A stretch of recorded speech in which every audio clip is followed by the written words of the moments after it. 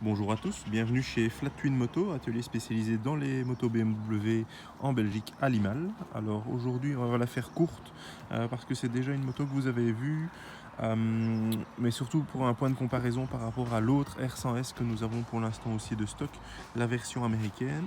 Euh, on va essayer de jouer au jeu des 7 erreurs, principalement au niveau esthétique. Après ça au niveau technique, c'est avec les années, ça dépend.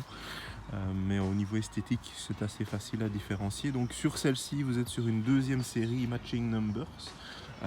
Donc c'est un modèle 77, déjà avec les jantes en alu.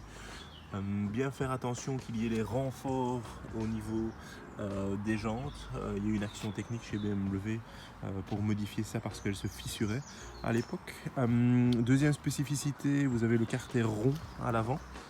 Vous voyez, il est un petit peu bombé, il est vraiment pas carré. Vous avez bien sûr la tête de fourche R100S, mais avec une bulle un peu spéciale. Aujourd'hui il fait un peu humide, c'est pour ça qu'elle est un petit peu brumée. Et donc vous voyez, elle a une forme spécifique.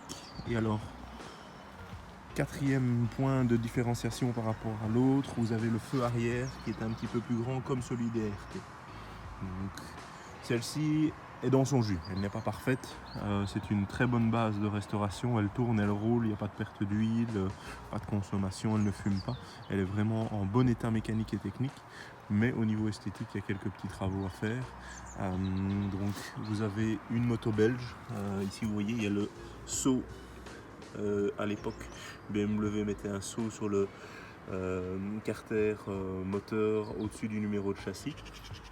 Et vous retrouvez une plaquette d'identification parce que c'est une moto belge sur la direction qui se trouve juste ici, donc avec BMW Belgium Conti, avec le numéro de châssis qui est le même que le numéro moteur, et vous avez le numéro ici qui est gravé. Donc comme ça vous savez faire la différenciation, et vous avez le petit autocollant Made in West Germany, c'est assez sympa. Donc voilà.